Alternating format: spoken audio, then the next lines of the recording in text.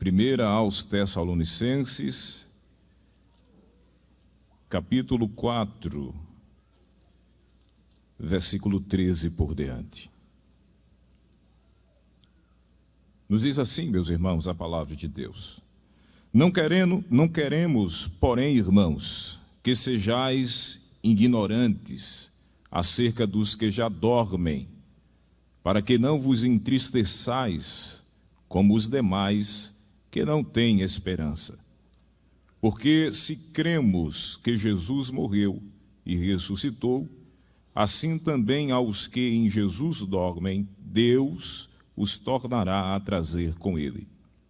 Dizemos-vos, pois, isto pela palavra do Senhor, que nós, os que ficarmos vivos para a vinda do Senhor, não precederemos os que dormem.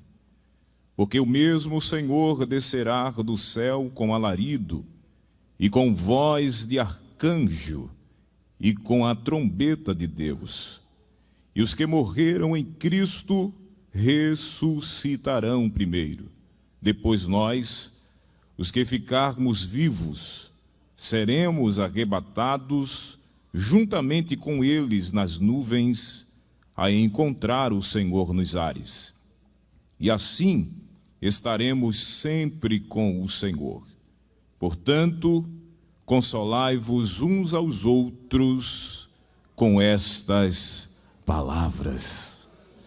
Meus irmãos, esta é uma das 13 cartas escritas pelo apóstolo São Paulo durante o seu ministério, e a carta aos Tessalonicenses foi escrita por volta do ano 50 a 51 depois de Cristo, e há quem acredite que Paulo escreveu esta carta quando estava na cidade de Corintos, por ocasião da sua segunda viagem missionária.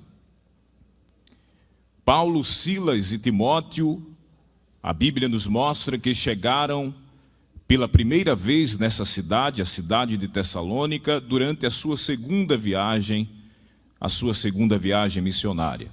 E isto está, o contexto desta história está justamente no livro de Atos dos Apóstolos, capítulo 17, versículo 1 por diante, vai estar nos narrando como se deu a chegada desses servos de Deus, Paulo, Silas e Timóteo, àquela cidade. Este foi o segundo ou a segunda cidade da Europa a ser alcançada por Paulo. Os irmãos sabem que a primeira cidade foi justamente Filipos. E aí o contexto desta narrativa que estamos trazendo está também no livro histórico de Atos dos Apóstolos, a começar do capítulo 16 por diante.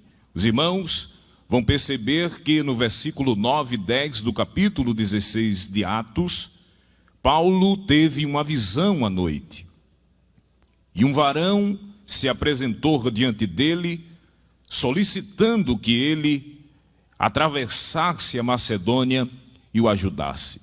Nós vamos ler esse texto, irmãos. Capítulo 16, versículo 9 e 10, nos diz assim a palavra de Deus. E Paulo teve de noite uma visão, em que se apresentou um homem da Macedônia e lhe rogou, dizendo: passa a Macedônia e ajuda-nos.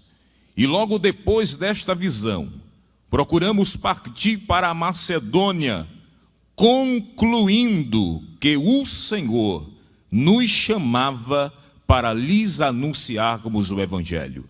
Paulo entendeu pela visão que teve que o Senhor estava o levando, ou queria o levar para ali na região da Macedônia, o Evangelho ser anunciado ali naquele lugar.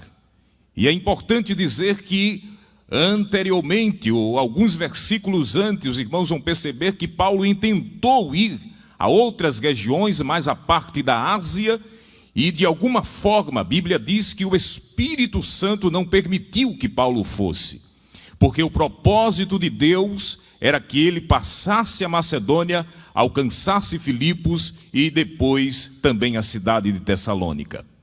Mas, meus irmãos, o trabalho ali naquela cidade iniciou de forma turbulenta. Muitos não gostaram do trabalho que estava sendo executado por Paulo e seus companheiros, de forma que Paulo teve que sair apressadamente daquela cidade.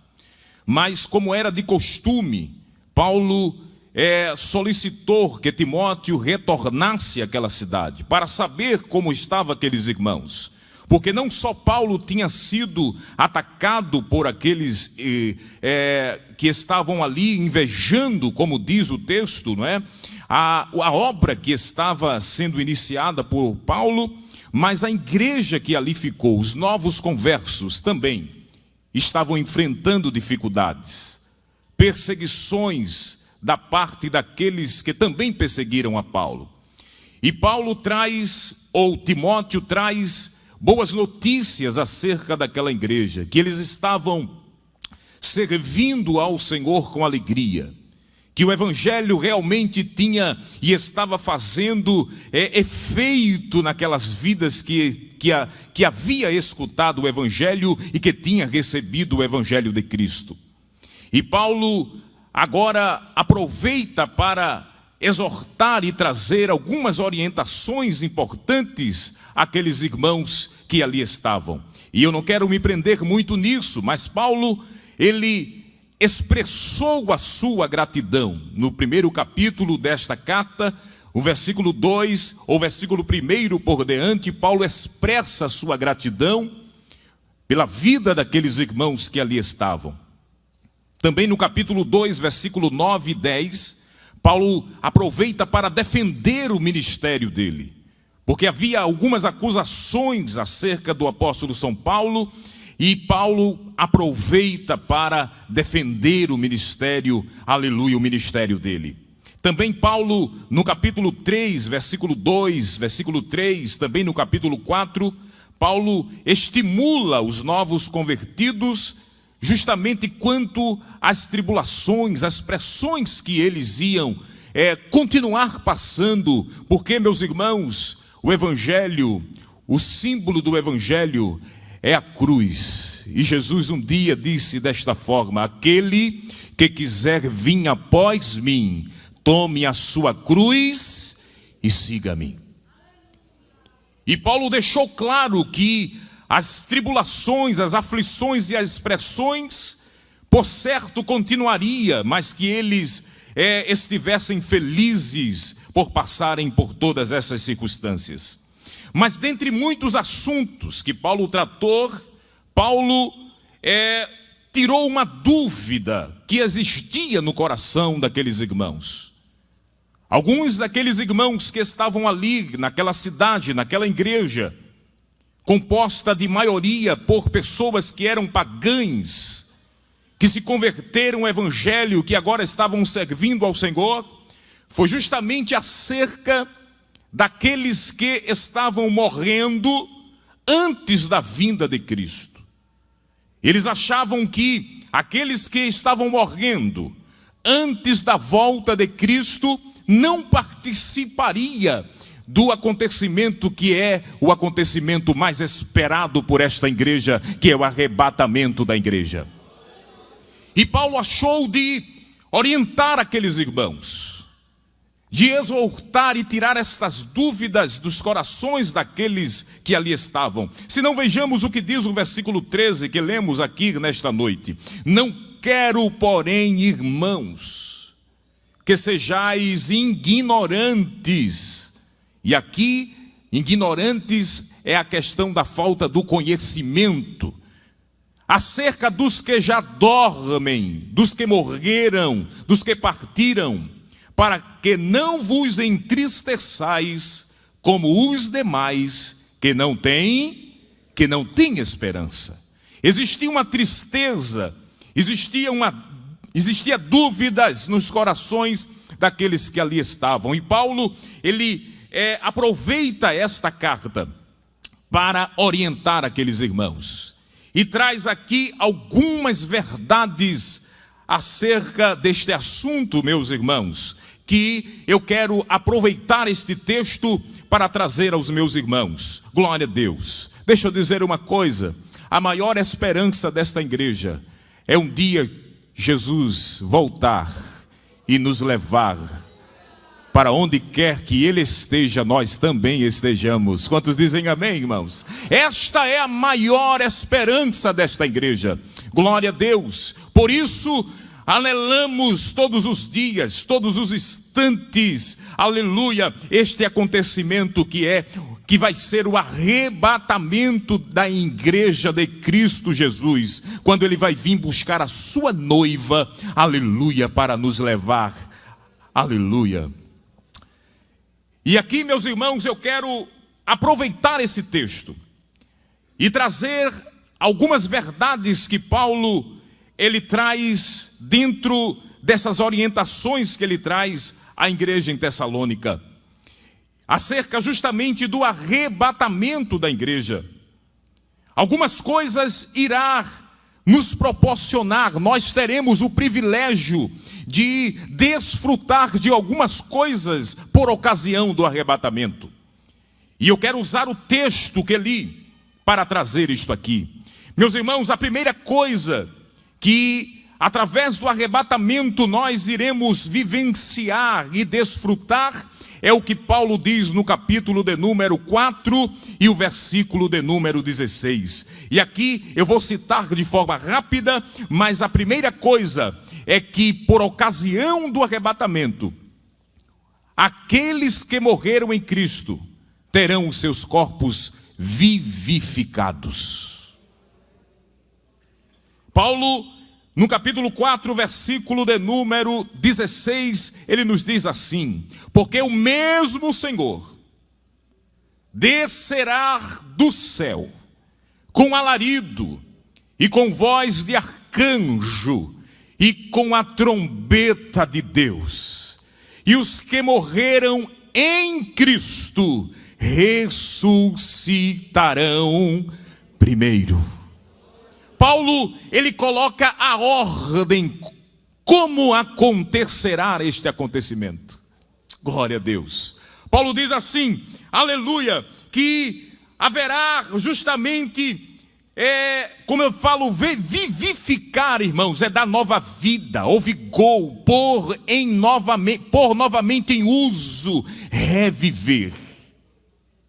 E é claro que Paulo, ele é muito mais claro escrevendo aos Coríntios, no capítulo 15, meus irmãos, e o versículo 52 por diante, ele diz assim: no momento, no abrir e fechar dos olhos, ante a última trombeta, porque a trombeta soará, e os mortos ressuscitarão incorruptíveis, e nós seremos transformados. Você pode adorar ao Senhor aqui nesta noite? Aleluia! Quando Jesus voltar, irmãos, e a trombeta tocar, porque Ele não vai voltar a esta terra, nós iremos nos encontrar com Ele nos ares. Naquele dia, os mortos ressurgirão novamente. Aqueles que morreram em Cristo, quantos que morreram, aleluia, no Coliseu, sendo dilacerado, meus irmãos, pelas feras, muitos que morreram na fogueira da Inquisição, tantos que morreram por amor a Cristo, esses ressuscitarão. Glória a Deus. E aí não me pergunte como vai ser isto, irmãos. Aleluia, da forma, como falando de forma biológica, como será este momento, mas a Bíblia diz que esses corpos, esses irmãos, essas irmãs ressuscitarão, e os seus corpos não serão, aleluia, como esses corpos hoje aqui, serão corpos incorruptíveis, aleluia, corpos, aleluia, imortais. O primeiro propósito do arrebatamento será justamente vivificar os mortos em Cristo. O segundo propósito será transformar os nossos corpos. E Paulo escreve isso justamente no capítulo 4, versículo 17 da carta aos Tessalonicenses. Mas ele, como eu disse, é bem mais claro quando ele fala em Coríntios, capítulo 15, versículos 52 e 53. Ele nos diz assim: no momento, num abrir e fechar dos olhos, ao ressoar da última trombeta, a trombeta soará, os mortos ressuscitarão incorruptíveis e nós seremos transformados. Ele diz assim: porque é necessário que este corpo corruptível se revista da incorruptibilidade e que o corpo mortal se revista da imortalidade. Glória a Deus, glória a Deus. Este corpo, por ocasião do arrebatamento, não mais será o mesmo. Deixa eu dizer uma coisa a você que está aqui, talvez você esteja em casa, aleluia, escutando esta palavra.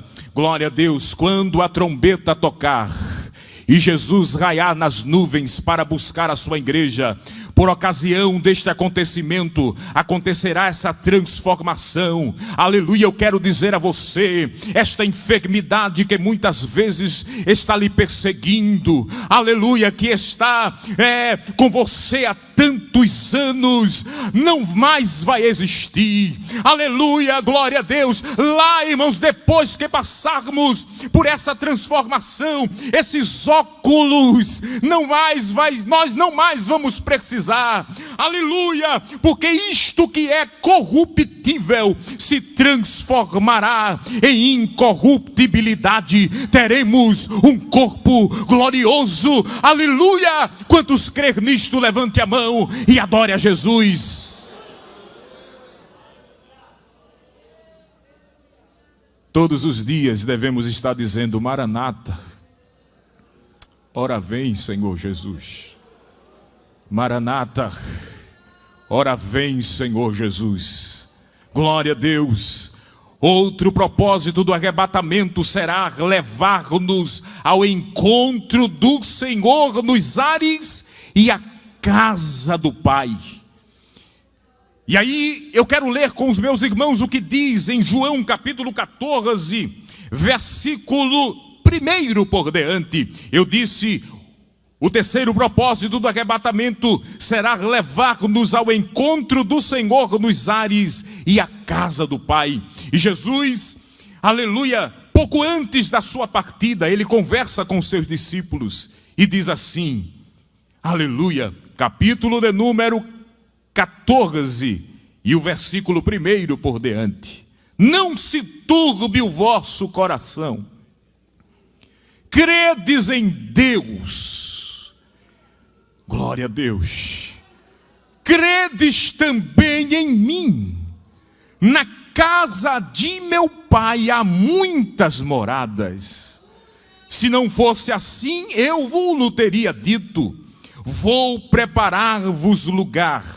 E quando eu for e vos preparar lugar, virei outra vez e vos levarei para... Que texto lindo, ele diz assim: e vos levarei para mim mesmo, para que onde eu estiver, estejais vós também. Sabe qual é o desejo dele? É que onde ele está, também você esteja. Aleluia, glória a Deus. Para onde eu estiver, aleluia, estejais vós também. O terceiro propósito será nos levar ao encontro do Senhor nos ares. Glória a Deus. Quarto propósito do arrebatamento será revelar-nos a Cristo. Nós não tivemos o privilégio de ver ele face a face.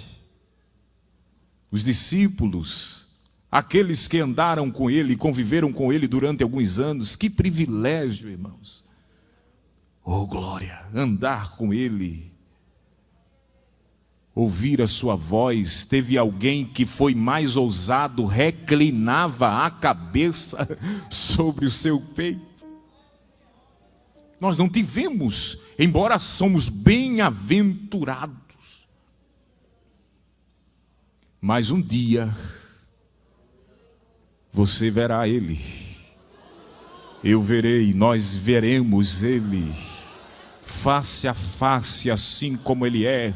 Alguém aí fora pinta alguma caricatura, pinta o seu rosto, não é, irmãos? Mas um dia, esta igreja verá Ele face a face, contemplará nos seus olhos. Eu não sei, aleluia, se você tem esse pensamento como eu tenho, mas eu digo, quando eu ver Ele, eu vou abraçá-lo, eu vou agradecê-lo.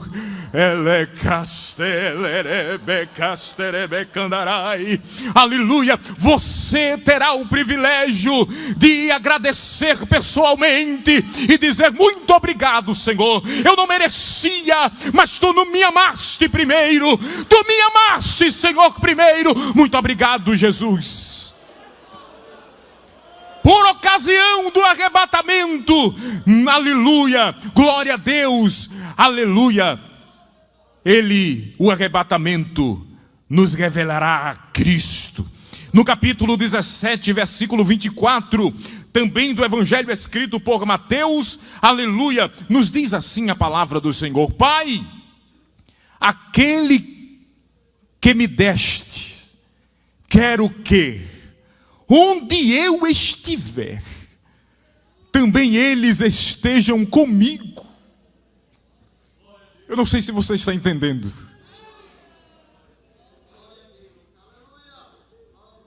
O desejo, o anelo de Cristo, de ter você lá com Ele.